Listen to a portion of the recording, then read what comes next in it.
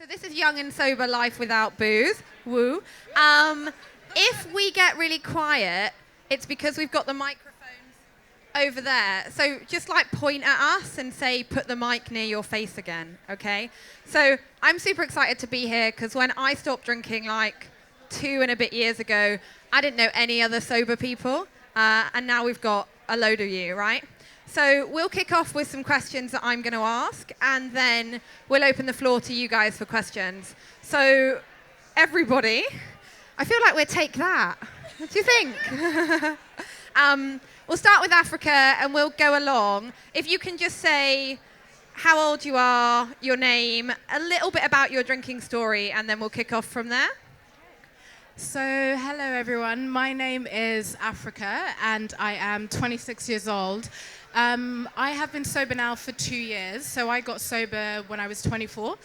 And my kind of drinking was blackout drinking, which I know is common with a lot of people, but it's been so normalized that a lot of people don't actually find it to be problematic. I had tried to get sober many times. I tried moderating, but it just simply never worked for me. I guess I didn't really want to accept that moderation wasn't an option until I was forced to accept it. So, you know, it took a lot for it to actually stick, but I found that through sharing my story, which I do online mainly and offline, but through sharing my story, a lot of people have actually come forward and seen that something that has been so normalized in society is actually not as normal as we would like to believe. So being young and sober for me is very important because it actually shows people that are from the age of 14, which is when most people start, it shows them that there is an option to not drink, that you can still be just as fun, you can still be very exciting and charming and desirable without alcohol. So I find it to be very powerful that we're all here. So thank you. Thank you. Hi. Some of my friends there. My name's Millie, although I'm on Instagram as Sober Girls Society, if any of you follow. Thank you. Oh, closer. Oh, I feel like Beyonce. Similar to Africa, my story was kind of very blackout drinking. It was kind of quite bad at uni when it was like we used to say, oh, like the night's not over until someone gets their stomach pumped. It's that kind of like really forceful drinking. I'm 27, by the way. I've been sober for a year in February, and I just got to the point where I just thought drinking was ruling my life. I would go out on a Friday night, I would be hungover until Monday morning. I'd have really bad anxiety on a Sunday night. I'd be like, I don't want to go to work, even though I love my job. I wasn't doing all the things that I wanted to do with my life because I was just wasting it either hungover or drunk, and I just thought enough is enough. So I looked around, and when I first gave up drinking, I couldn't find that many people that were young and sober.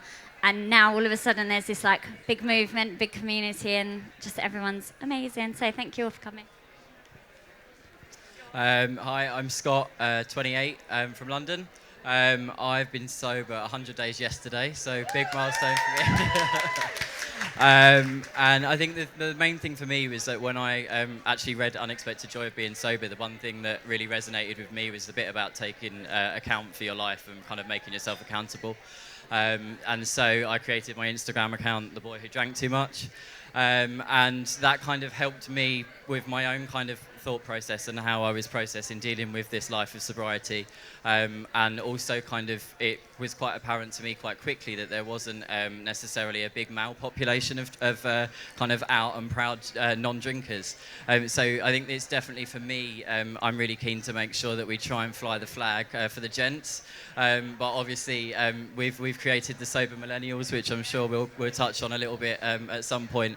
And for me, this is really about sharing my story to help others, but selfishly it helps me as well because it means that I get to kind of share it and get it out there. So yeah. God. Oh no, it's my turn now. Oh. Okay, hi, I'm Kate, 28, and I quit drinking about 2 years ago. And basically it all started with my mental health. I was struggling a lot with it over, most of my life, and it got to about when I was like 24 that I actually addressed it, and I actually got some therapy. And once I understood what was going on in my brain, I started realizing what my triggers were. And then I carried on with my life really. And then once I had a night out with my friends, it was like I was back to square one again. Like all the therapy was kind of pointless because my anxiety was just like through the roof, and that would go over throughout the weekend. So yeah, I just had that realization really, like, oh fuck, right, I need to sort this out kind of thing. So I sort of pondered the idea about quitting drinking, but I didn't, like others, I didn't really find anyone out there that was doing it. So I kept like thinking about maybe doing it, but I was a bit too scared because nobody else was doing it. And then it got to like Christmas, and I was going out every night, and it was just getting a bit like ridiculous. So then Dry January came around, and I was more than ready to like give myself a detox. And then I didn't give myself really a limit or anything. I just did Dry January, and I was like, right, I'll see how I go, see what happens. And then I was like, okay, I'm kind of enjoying this now. So I did 1 more month, and then that turned into 3 months. And then by 6 months in, I was like, yeah, this is it. I'm doing it now. So 2 years down the line, and yeah, I'm here with all my new sober friends. So that's me. Oh God, hey, I'm really nervous. My name's Megan, I'm 31, and I've been sober for 10 months now. So not as long as some of these guys, but it's been really amazing. I had been really struggling with anxiety.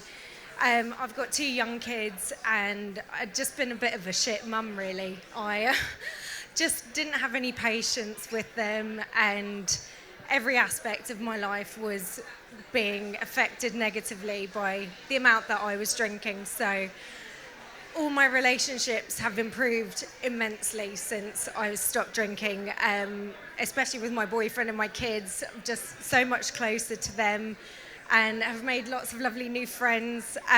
So yeah, there's been absolutely no negatives since giving up drinking. It's just been such a positive journey so far. So yeah.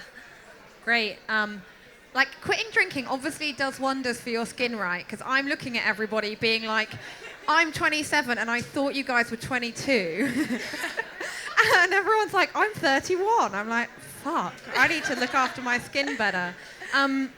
Okay, so in a couple of sentences, what was your sort of decider? What made you finally think, I'm going to quit? Because I think lots of people sit on the fence for a long time. What was it that was like, right, this is it, I'm done drinking? Start with you, because you're at the end. So I'd been umming and ahhing about it for about 6 months, and I tried to moderate, but at that time my dad almost died.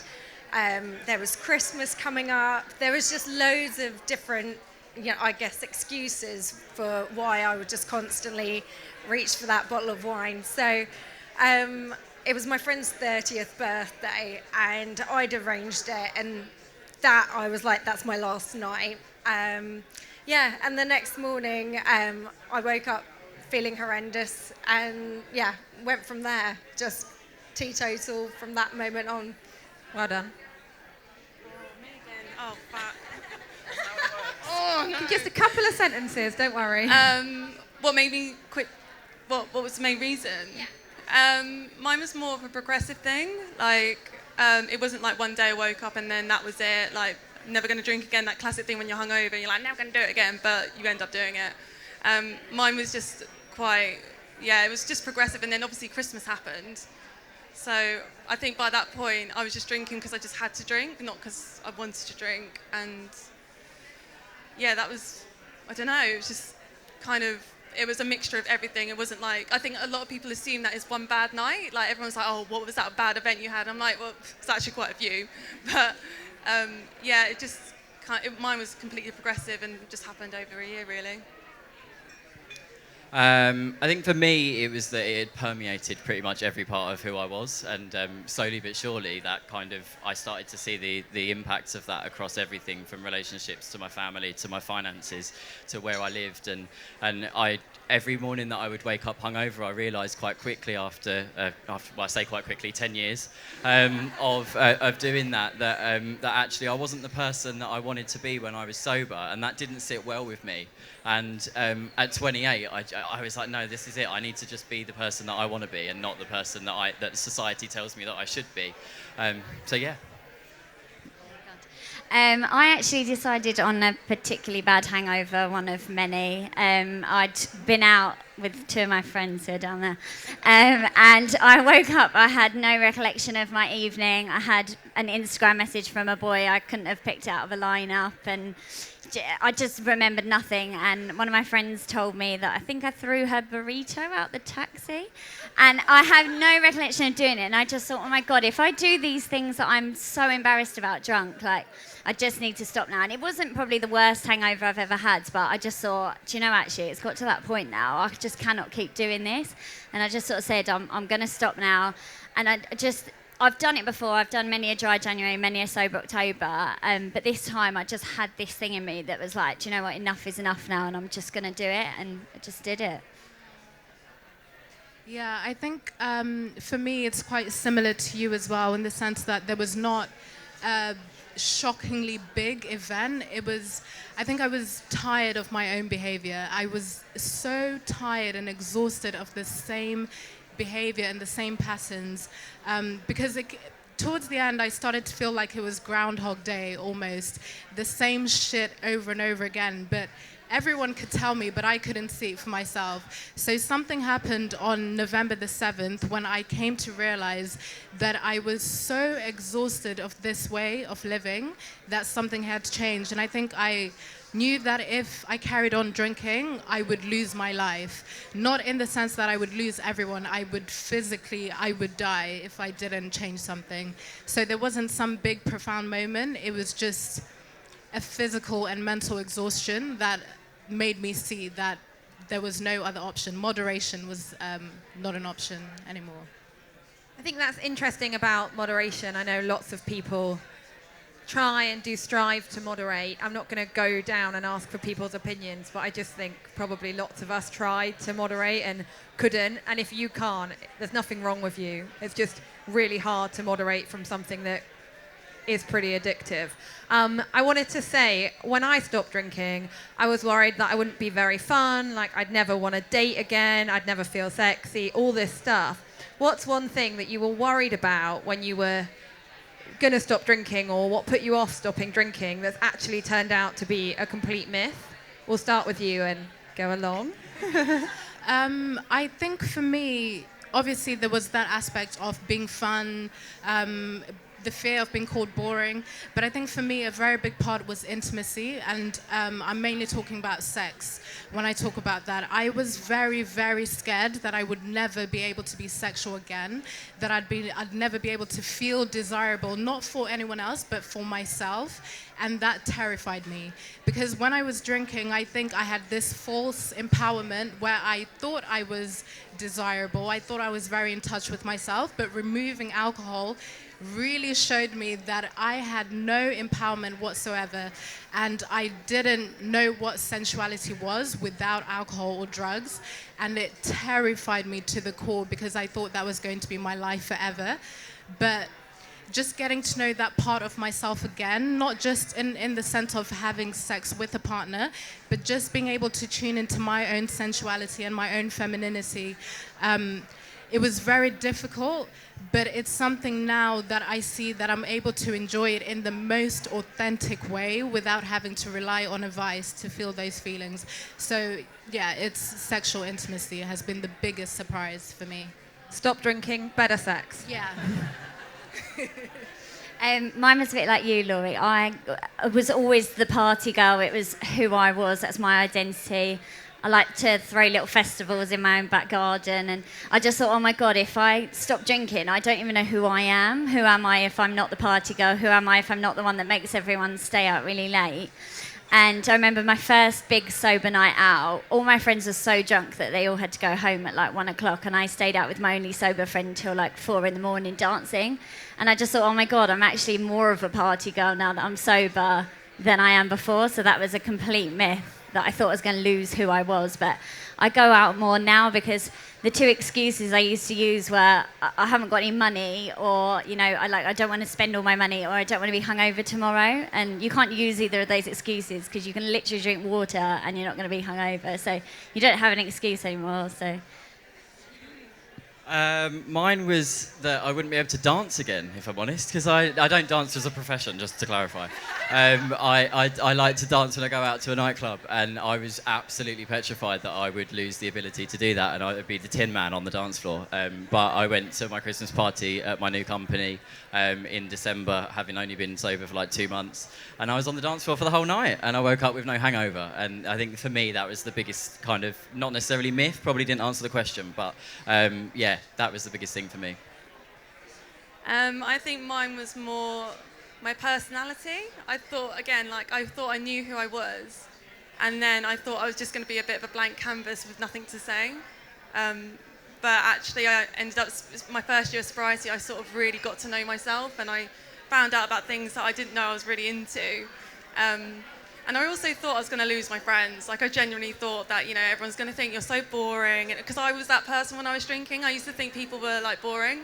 And then it turns out that I'm actually a lot more interesting sober. But, yeah, my friends have been completely supportive as well. Like, you think that your friends are going to be like, oh, well, we're not going to invite you out anymore kind of thing. But actually, my friends just accepted it. And especially when I told them about my mental health and how I've been struggling a lot with my anxiety and stuff, people are a lot more understanding than you think they're going to be. Like, they're going to be there for you. They're going to support you. So yeah, so friends will not leave you. You'll be fine.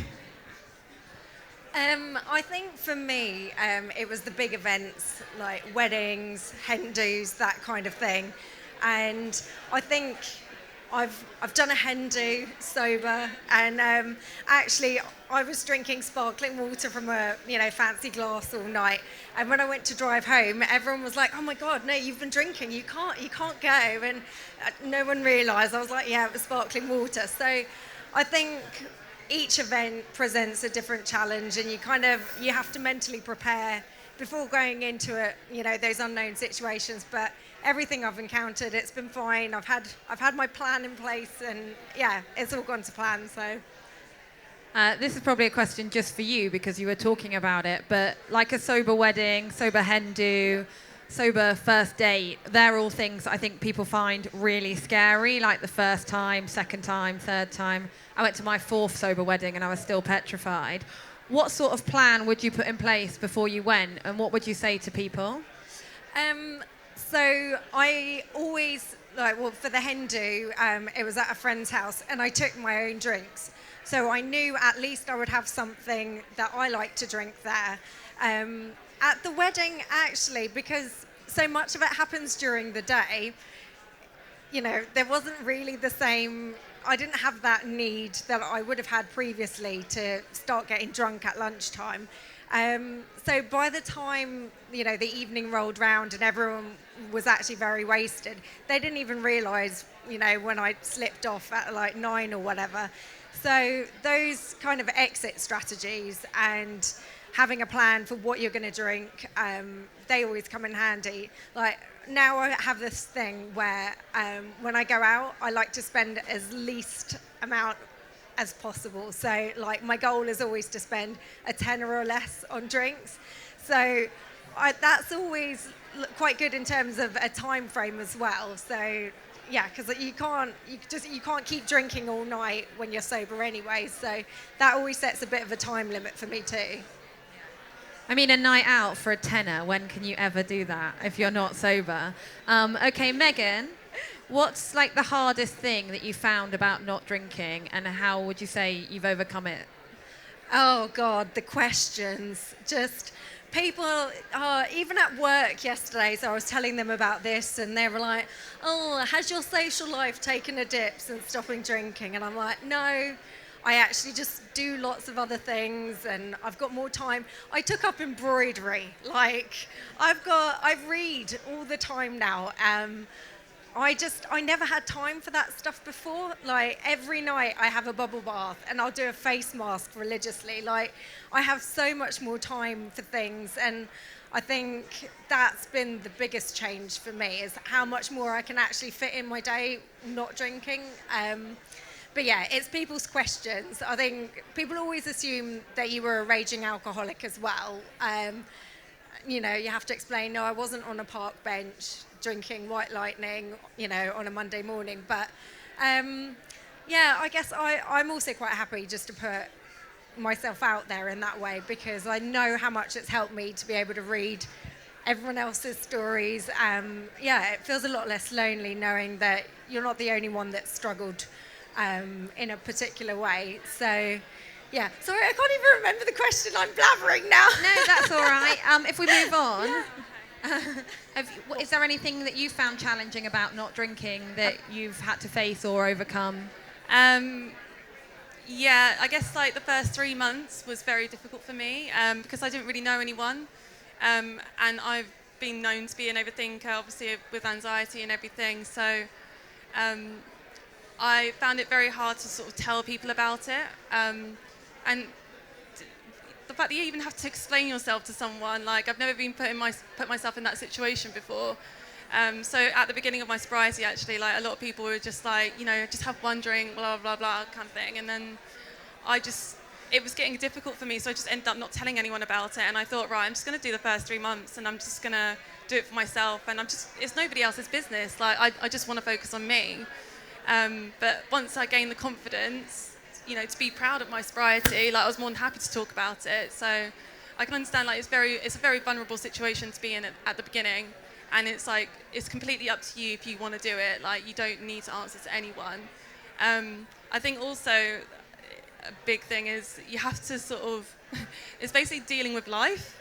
I didn't realize how much I actually relied on alcohol in terms of my anxiety, just, you know, social pressures and stuff like that. And now I do it without alcohol, and I still struggle with it. I still struggle with my anxiety and everything, but it's manageable, it's easier, and, you know, it makes you stronger as a person. So yeah, I guess like dealing with life is it's just coming to terms with the fact that life isn't always going to be perfect, and that's okay. So yeah. Yeah, that's difficult, isn't it? I think the biggest challenge for me was that I didn't know myself, actually. I thought that I knew myself really well, but I actually just knew the version of me that I put out into the nearest bar. And actually, that wasn't who I really was. And coming to terms still, I mean, it's only been 100 days. I'm sure there's a lot more I'm going to learn about myself. But stupid things like I actually really like doing a puzzle, and that's cool. I'm fine with that. But previously, I would have thought that I was the biggest boring fucker on the planet if I'd have done a puzzle. But actually, I'm totally fine with that. That is okay. So yeah, just kind of the authenticity of being able to be here is bloody mad, and the authenticity of every single person that I've met today, and the fact that regardless of whether you're open enough to share your story or you're not on Instagram, that's by the by. I think the fact that anyone who's been brave enough to come here today on your own, or if you've come here in a group, is bloody fantastic, and we've got a bond that you can't replicate as far as I'm concerned. I think the hardest thing for me is it was kind of meeting new people, and so say things like dating, I thought was the most stressful thing that I was ever going to do sober. I remember it was really hard. I was saying to people, oh, do you want to go for a drink? But I don't drink. And it was just a whole minefield of things. And people would be like, oh, do you want to go crazy golf? You'd be like, oh, again? No. So I think that was a really hard thing for me, because I always relied on using alcohol as an icebreaker with new people. My friends were so supportive that it wasn't so much of a problem with them. But if I had work socials or client meetings, anything like that, you always use alcohol as an icebreaker. So I think that was the hardest thing for me. But I think just be open as possible. I don't drink. The more assertive you are, the more people don't question it. Sometimes if you say, oh, I'm on antibiotics, they'll be like, oh, one won't make a difference. I think just straight down the line is the best approach for when you meet new people. Yeah, we'll move it on to Africa in a minute, but I'm sure other people are interested on what your experiences have been of dating sober. Oh, they are I interesting. dated sober on Tinder and it was horrendous. Yeah. But hoping you've had more positive experiences you could share. Yeah, I have actually. You do get the person who says, "Oh, you don't drink. That's super boring." You're like, "Okay, bye." So they're just not worth it. You don't want to waste any time of your energy convincing people that you're fun. Like, it's just pointless. But it's taught me so much. I think if you can date sober, you can do anything sober. Like, it's the hardest thing. But you learn how to speak to people again. You learn to have like authentic conversations and connect with people. So I think it's really great. But yeah, I have had mixed experiences. There's a couple of stories we can swap afterwards. But yeah, it's an interesting one. So good luck to anyone doing it. I'm here for you. I think the hardest thing for me in early sobriety especially, even a year in, was the shame. I had a lot of shame with just being sober in the beginning, because I felt very othered, because I was actually othering myself, because I thought anyone that can handle alcohol was normal, which meant I was abnormal. So the shame that I felt, and kind of like Megan, that shame would be heavier when people asked me questions, because at the beginning I also felt that I owed everyone an explanation as to why I don't drink. But I think when I realized that I don't owe anyone an explanation, I don't need to tell them my entire backstory, I just don't drink, and that is acceptable, that is fine, I think it started to weaken the shame. But I would say even about a year in, I still held on to so much shame that something was wrong with me, because I can't handle this thing that everyone else seems to manage so well. And when more people started coming forward, people that I knew and didn't expect, to say, you know what, this is what's happening to me. I black out all the time and I thought it was normal. I realized just how widespread it actually was, which helped me work through the shame. But the power in that was realizing that I don't owe anyone an explanation. Yeah, I think learning that no thank you to a drink is a complete sentence. You don't have to say anything else. Even if your mind wants to word vomit at that person, it's really powerful. You can just say not for me or no thanks, and it's done. Obviously, we're all young-ish. What would you say to like socializing sober or meeting new friends? Like, how did you find it to begin with? Any tips, tricks? At the time when I got sober, I didn't know a single sober person, not even one. So my go-to was to go online so I could find a community. But I would say that anyone that thinks you need to be drinking in order to be their friend is not someone that you should have around you. I think there are people that do drink, but respect that not everyone needs to get smashed in order to connect. I don't think that everyone who drinks is always just out to drink and they don't value anyone that doesn't. It's just knowing who to go to. And the tips that I would have for anyone that still wants to socialize is don't stop yourself from being in the spaces. I think it can actually be very helpful to allow yourself to start being in the same spaces where you can still socialize, but give yourself permission to leave. Know that you don't have to stay to the bitter end, because I also found that very difficult in the beginning as someone that used to stay and get thrown out of places. Just allow yourself to leave and, try and connect with people that don't drink as much, or people that know your story and know the importance of your journey. Great, thanks. Yeah. And what about you, Millie? Millie's got this glam magazine job that I'm really jealous of, but I imagine it's quite hard to be sober at. Yeah, it is. Well, it depends if you're going out on the weekend. My main tip is to actually power nap before you go out, and like as close to going out as possible. Because if you're not drinking, you will get very tired quite soon into the night. That's a good one. But I think you have to reach out online. I met Scott about 2 weeks ago, and we've been out this is our fourth time. Dragged me to a sober rave on a Sunday morning. I think you just have to get out there, speak to people. Even if you're too scared to meet up with people in real life, just that chatting to people is really great. I'm trying to think of other social things. I mean, Diet Coke, that's just caffeine. But yeah, just speak to people. It's just so lovely to know that other people are in the same shoes as you. I think for me, the early days were the kind of key things for me was making sure that I could escape whenever I wanted to escape. So, like one weekend, I went to Manchester to see some friends. But before I got to that point of going, I said, "Is it okay if I have a spare key to your flat so that if you guys want to go out and party, I can leave and do what I need to do and go and just chill and have a chamomile tea and watch TV?" And that's cool. So I think make sure you've got a bit of a get out. I think in the early days as well, checking the menu before you go out. Are there mocktails available? Just kind of have a clear idea of what it is that you want to do and what you want to get from the night. I think once you take away those kind of barriers of the big scary bits about what am I going to drink and where am I going and how am I going to get home, you can then actually start to relax a little bit and focus on the night ahead. And just focus on having some fun. I think that's it. I would say, as a person who gets the fear of missing out quite a bit, I would say pick your events. Like, don't feel like you have to prove anything. Like, so now I go out, and if I go on a night out, it's for a friend's birthday, it's for an anniversary, it's for an occasion. So there's a focal point to the actual event. Like, instead of like, let's all just go get smashed or let's just go out for the sake of it. Because then that helps in the conversation way as well, because if you're there for someone's birthday, you can talk about that person, you've got something to talk about, and if you're talking to new people, you've got somewhere, you've got that main bit of conversation to start from if you're feeling a bit anxious about it. Again, with the nights out as well, like, I would normally prepare them, and not over the top, but I would just make sure that there are options for me as well. I would think, like, there's mocktails, and just choose your surroundings, like, to fit you. Don't feel like you have to prove something and put yourself in a situation that you're not going to feel comfortable in.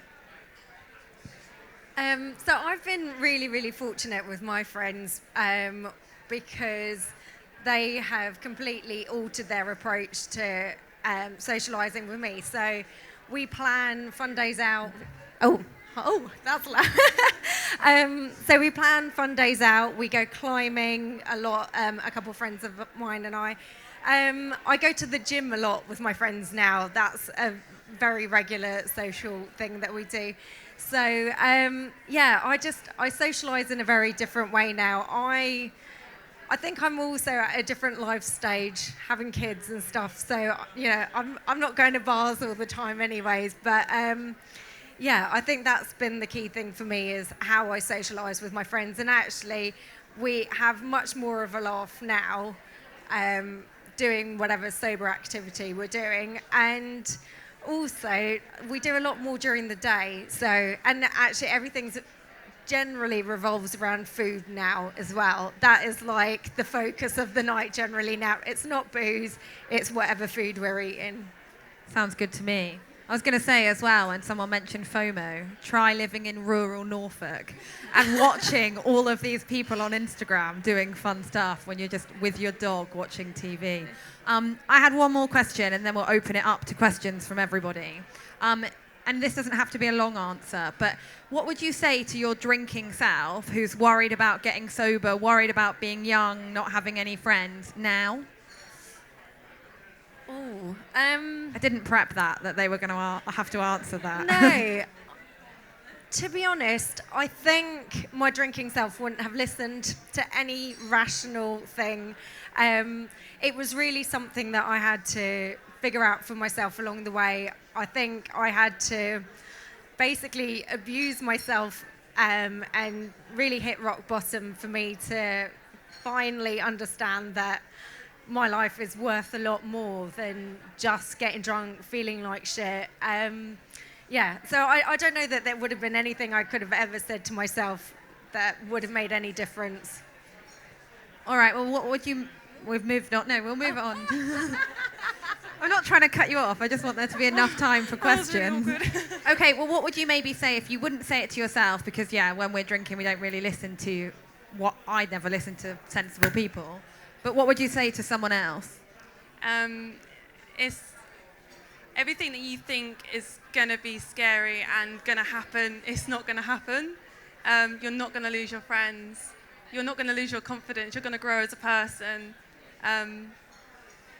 You're going to find out so much more about yourself than you realise, and like life actually begins. Like I felt the same as you, Africa. Like the whole Groundhog Day thing. Like on a wheel like constantly, and then once you're off it, and then you've got that space to do stuff, like things will change for you, and it's gonna be good. It's gonna be scary. I'm still scared now, but it's gonna be the best thing ever, because it's better than just doing the same shit every day, like, and just feeling like a bag of shit as well.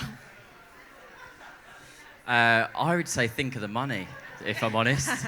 Because honestly, I'm still dealing with a debt, and it's crippling. After 10 years of a strong career in alcohol, it really has messed up my financial situation to the nth degree. And I think for me, I can't afford to do so many things that I actually would really like to do, and I would be able to enjoy.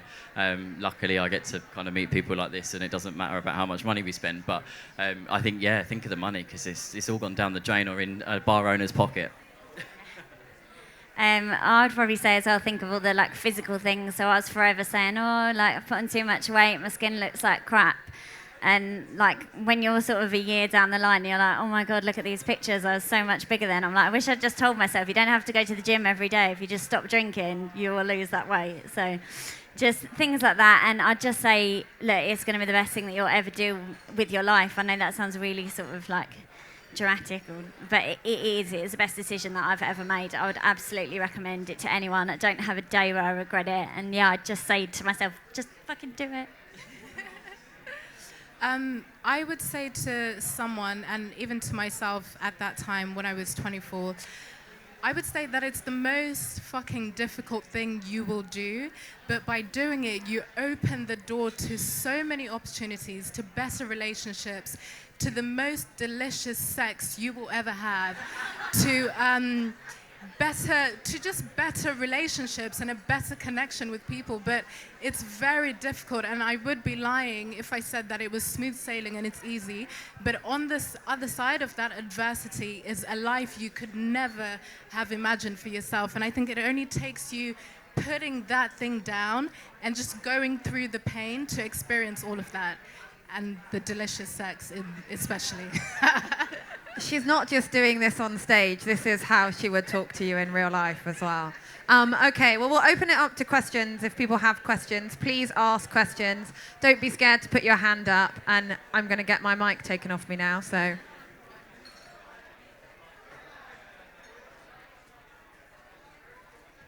Hi, can I just say thank you very much for sharing your stories online. I follow quite a few of you, and it's really great to hear you talk today, because you've really inspired me and sort of set me off on a maybe journey, because I'm on dry January right now. What I wanted to ask is, you've obviously talked about having like party girl or party boy past and everything. Did you feel like a level of internal hypocrisy that you had been this person and gone out there, and then you were suddenly going to turn around to the world and go, I'm not going to do that anymore? Did I feel a level of hypocrisy? In the beginning, I think I was trying to hang on to that part of myself. I didn't want to accept that she had to somewhat die in order for me to come forward, because I truly believed that people only wanted that part of me and that they would never accept anything else. So I think I tried to still behave in the same sort of ways. I just wasn't drinking anymore, but I was still kind of attached to that part of myself. But that also didn't work, because I had stopped the drinking, but I was still holding on to very destructive behaviors. So I think after about 7 months, I realized that I did have to choose myself. I had to let go of this ideal of who I thought people wanted me to be, and I had to get uncomfortable, and that did come with a lot of loneliness, because I used to have a lot of people around me as that party girl, but none of them ever truly knew Africa. So I had to leave them with that Africa and experience the loneliness in order to let in the people that could really get to know me. So basically, that was a very long way of saying that I couldn't live two lives. I had to choose one. So I chose the life of sobriety, where I can truly be myself. She's great, right? Everyone clap, Africa. She's going to kill me after this. Okay, did anyone else have anything they wanted to reply to that? I don't mind. Do you want? I think people often have an expectation of how you're going to behave in certain situations. So I think one of the things I realised was that I'm not friends with people. I'm not there to be their entertainment on a night out. And I think for so long I guess that had been my role. And yeah, I got really, yeah, I'm happy with the fact that I'm not there just to be someone's entertainment on a night out. Yeah.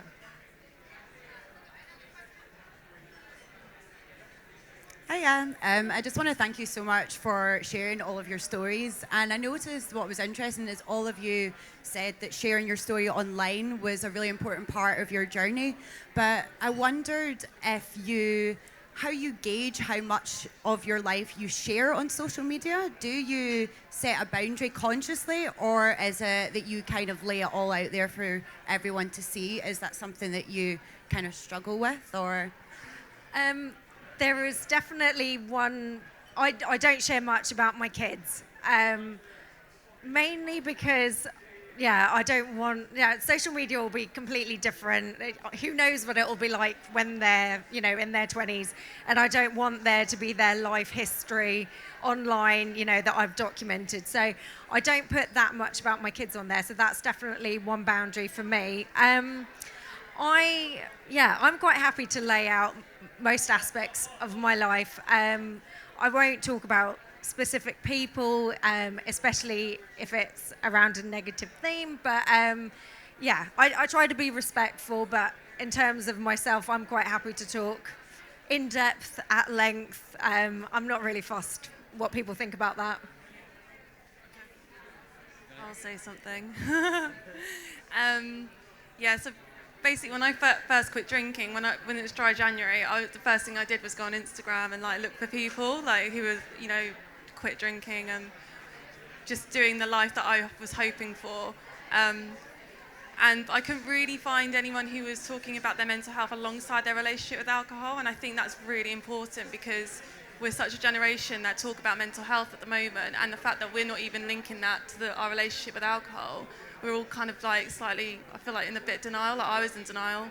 And I just thought that was really important to share. I think it's really important. And I pretty much share everything. I will talk about my meltdowns. I'll talk about if I'm having a bad day, but I'll talk about my good days as well. Because I think it's important to show that life is not going to be consistent like that. It's not always going to be plain sailing kind of thing. So yeah, for me, I'm more than happy to share because that gives comfort to someone else. And when it comes around to dry January next year, there could be someone who's in my position, start scrolling through their Instagram, looking for someone, and then they can see our accounts kind of thing and be like, shit, I can actually do this. There's someone out there that's doing it as well.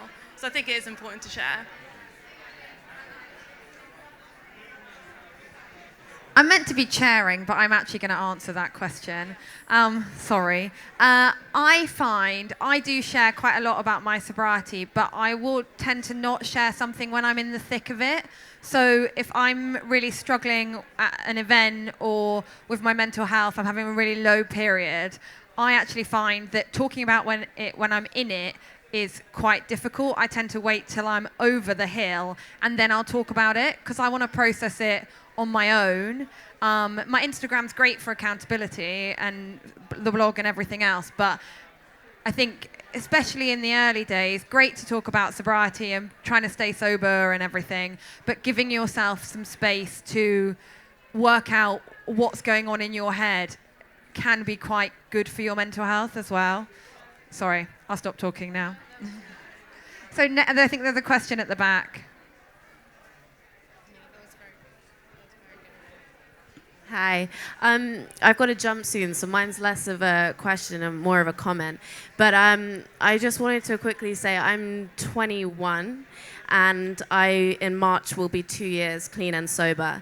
So thank you. I'm not sure it deserves that much. But I just wanted to say that when I'm 19, 20, I was in AA and NA. And when you're 19, 20, listening to the similarities and not the differences is pretty hard.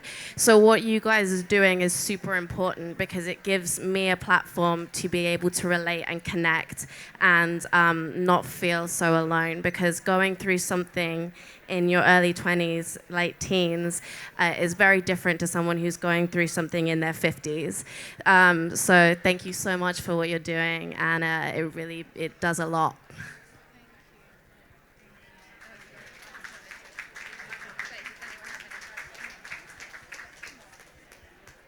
Hello, everyone. Hi. I don't have a question, but I'm like proper emotional. I don't know. I think I feel it from the people that kind of know you a little bit. I'm not going to cry, but obviously I'm like the generation up. I'm sharing my story too. I share know you guys through Instagram, and I'm so fucking proud. And I just, it really, really makes me super sorry. We'll have a cry moment. Everyone have a cry. Should we all have a cry? Because for me and Kate, sort of sharing about mental health. I've known Africa online for a long time. I'm looking at you, like, it's so beautiful. Talking about sex, I'm in awe. Like, it's just amazing. And as a mum, obviously my kids they were little, but they experienced things that I wish I could take back.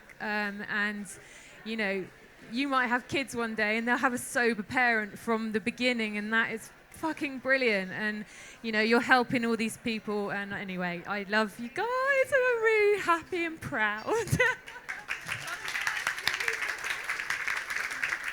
Thanks, Mandy. I think there was one more question, and then we'll close up. Thank you very much for your stories. Really incredible. Sorry for the northern accent. How important, what do you think of the effect of the concept of dance and this British stiff upper lip, and the effect and the reservedness, and then the effect on alcohol use and misuse? If we learned to dance a bit more, would we drink less? I like that a northern accent has to be translated. It wasn't the accent. So me and Scott actually went to this sober rave. It was called Ecstatic Dance last Sunday, and we felt so out of our comfort zone. It was unreal. We had to take our shoes off, and everyone that was there was like just dancing around, and we were like, oh my God. And then by the end of it, we were dancing along to MJ, and we were like, this is the best thing that we've ever done. And it was so good. We came out and we were like, just really happy and high on life, because we'd just been dancing around for ages. And to dance sober is something that you don't normally do. So yeah, I think dancing is the way forward for all of you. We'll have a little dance after this together. Someone put some music on. Actually, one of the things one of the girls said to me was there is to be no dancing before we did this. Yeah, I think like the stiff upper lipness of being British, and like the inability to let go unless you have a drink, which is something we're all brought up with. Like as kids, we watch our parents like relax with a glass of wine, right? And you have a drink before you dance and stuff. So getting over that is like quite key to sobriety, because otherwise you never release, like you never relax. And I've definitely found that. Like I'm quite a high functioning neurotic person sometimes, and to get over that without alcohol has been really important. Did anyone have any other questions before we close? Okay, one more, and then I am going to close it. Hiya. What would you say to the people that think that Sober October and Dry January are like faddy and not worth doing? I think that everyone's journey is their own, and regardless of how you get to where you want to get to, that's totally cool, and you just own it however you choose. If you want to do Dry January, go for it. If you don't succeed, don't be harsh on yourself. Be kind to yourself. Appreciate the fact that you had the strength to even try in the first place. I did Dry January 2 years consecutively last year and the year before, failed miserably both times. But eventually I got to where I needed to get to, and I found my own route. So just do you, definitely.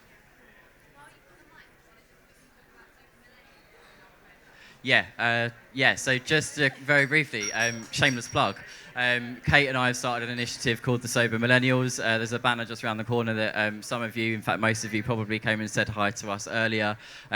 We just wanted to kind of get the word out there that we want to change the way that socializing is, and it doesn't have to revolve around what drink you've got in your hand. We want to go to theme parks, we want to go to cinemas, we want to just do days out together. Life drawing was even suggested. A Beyonce dance class came from someone. So if you are interested, please, at the Sober Millennials on Instagram. DM us your email account. There's business cards over there by the man in the back. And just DM us your email account and we'll get you in touch and we'll kind of hook this all up across the UK. Cool. Yeah, and No. is it on? Sorry, really quickly, you don't have to be a millennial. We're the Sober Millennials, so yeah. Now I've got 2 mics because 1 wasn't enough. Okay, so just to finish, I just wanted to say thank you so much to all of these guys for 1, being very brave, and 2, being up here.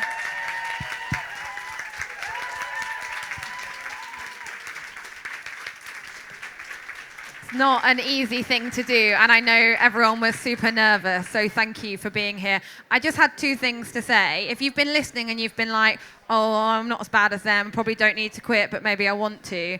There's this thing that people say, which is like, well, I think Sarah Hapola said it was, if you fucked a I can't say it.